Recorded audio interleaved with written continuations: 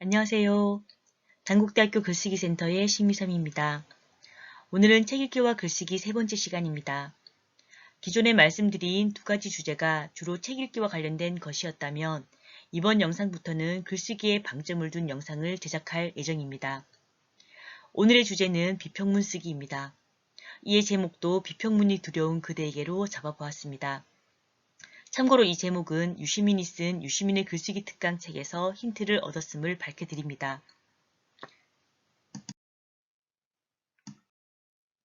인터넷이 보편화되면서 널리 활용되는 글쓰기 유형이 감상문과 비평문입니다. 개인 블로그에 들어가 보면 소설이나 영화, 연극은 물론 사회 현상에 대한 자신의 생각을 적은 글들을 쉽게 볼 수 있습니다.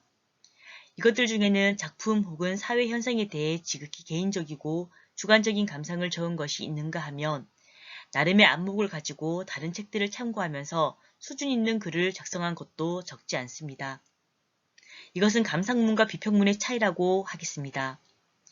여기서는 먼저 감상문과 비평문의 차이를 알아보고 특히 책에 대한 두글, 즉 감상문이라 할 수 있는 독후감과 비평문이라 할 수 있는 서평을 대상으로 감상문과 비평문을 쓰는 방법을 구체적으로 알아보도록 하겠습니다. 일반적으로 감상문은 개인적인 경험의 차원에서 단순히 미적 대상에 대해 느낀 것을 기술하는 글을 가리킵니다. 이에 반해 비평은 미적 대상에 대해 진술하면서 그 판단을 정당화할 수 있는 이유를 제시하는 작업이라는 점에서 감상문과 구별됩니다. 또한 대상에 대한 어떤 판단이 개인적인 취미나 견해보다는 다른 사람들의 취미와 견해, 즉 문화적으로나 사회적으로 널리 받아들여지고 있는 규범적 취미와 견해에 의존한다면 그것은 비평이라고 할 수 있습니다. 따라서 감상문이 개인적이고 독백적인 차원의 글이라면 비평문은 사회적이고 대화적인 차원의 글이라고 할 수 있습니다. 글을 쓰는 목적에 있어서도 감상문과 비평문은 차이가 있습니다. 감상문은 자신이 느낀 점을 표현하기 위한 것인 반면 비평문은 자신의 진술을 정당화한다는 점에서 설득적입니다. 또한 감상문은 필자가 자신의 정서적 반응을 표현한다는 점에서 보다 개인적이라면 비평문은 독자를 의식하고 쓰는 글입니다. 마지막으로 감상문은 대상 작품을 감상하는 것에서 출발한다면 비평문은 처음에는 물론 감상에서 출발하겠지만 비평문을 쓰기 위해 대상 작품을 감상한다는 점에서 다릅니다. 이러한 차이를 알기 쉽게 도표로 제시하면 다음과 같습니다. 슬라이드 4쪽입니다. 다음 슬라이드 5쪽입니다. 이상과 같이 설명드린 감상문과 비평문의 차이에 대한 기본 이론을 각 장르에 맞게 변형하고 확장하면 영화 감상문, 영화 비평문, 연극 감상문, 연극 비평문, 사회 현상에 대한 감상문, 사회 현상에 대한 비평문 등으로 적용할 수 있습니다. 그럼 이 중 독후감과 서평을 중심으로 비평문 쓰기를 좀 더 자세히 살펴보도록 하겠습니다. 학창시절을 보내면 누구나 독후감을 쓴 경험이 있을 것입니다. 독후감은 말 그대로 책을 읽고 난 뒤에 느낌을 적은 글로 독서 감상문이라고도 불립니다. 독후감의 내용과 형식은 따로 정해진 것이 없습니다. 책을 읽고 난 후 자신의 감상을 자유롭게 표현하면 되고 다른 사람을 의식할 필요도 없습니다.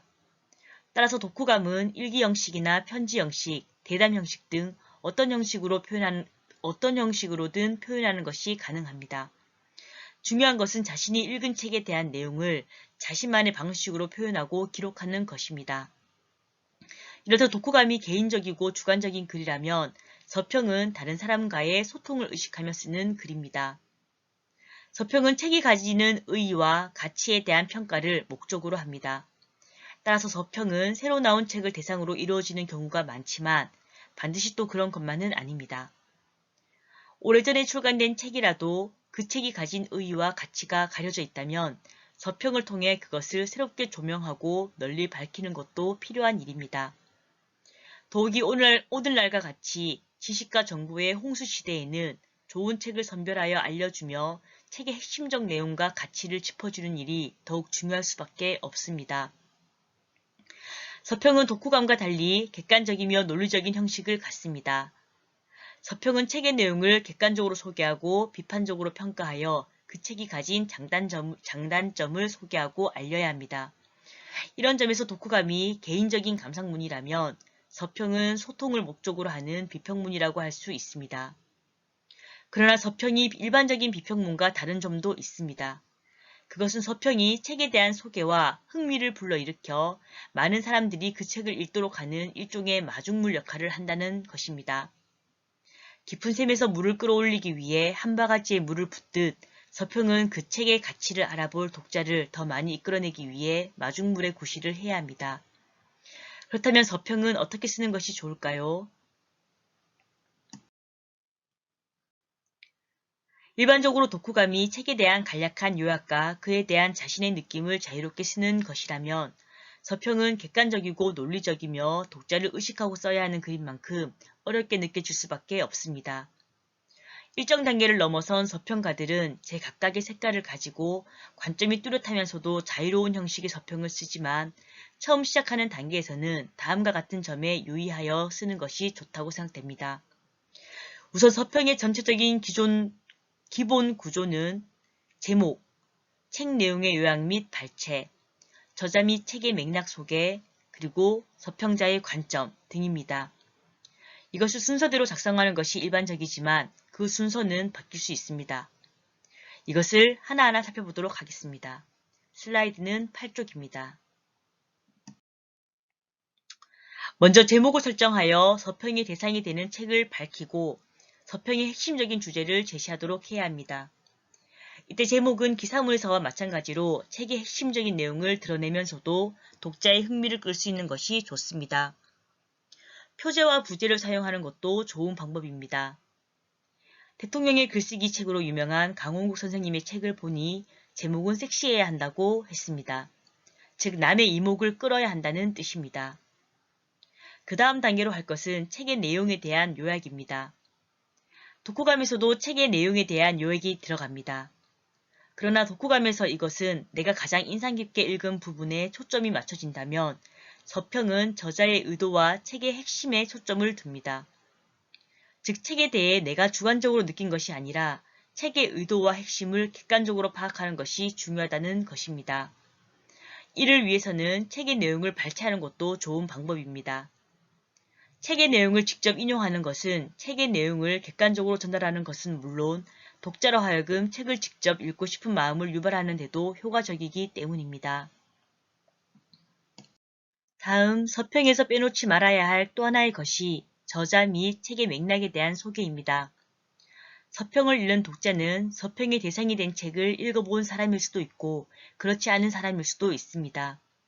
그러나 서평자가 저자에 대한 소개와 함께 책이 어떤 맥락에서 쓰였고 해당 분야에서 어떤 의의가 있는지에 대해 설명해 준다면 독자들이 책을 더 깊이 이해하는 데 도움을 줄 수 있습니다. 마지막으로 서평에는 서평자의 관점이 들어가야 합니다. 이것은 서평이 객관적, 균형적이라는 설명과 모순으로 보이는 지점이기도 합니다. 하지만 서평에는 서평자의 주관적 관점이 배제될 수가 없습니다. 이때 서평자의 관점이란 쉽게 말해 책을 읽고 난 소감입니다. 이는 긍정적일 수도 있고 부정적일 수도 있습니다. 그러나 책에 대해 반드시 긍정 혹은 부정으로 양자택일할 필요는 없습니다. 긍정적인 점과 부정적인 점 두 가지를 다 소개할 수도 있는데 이때 중요한 것은 그 이유를 함께 서술해주는 것입니다. 그 밖에 책의 내용을 현실 문제와 결부시켜 책의 의의를 서술하는 것도 서평자의 관점을 드러내는 좋은 방법이라고 생각합니다. 마지막으로 서평의 예시로 신성민 교수가 집필한 제러미 리프킨의 엔트로피를 가져와 봤습니다. 이를 각자 읽어보시면 좋을 것 같습니다. 이상으로 본 영상을 마치고 다음 시간에는 직접 서평을 첨삭해보는 영상을 제작해보도록 하겠습니다. 끝까지 들어주셔서 감사합니다.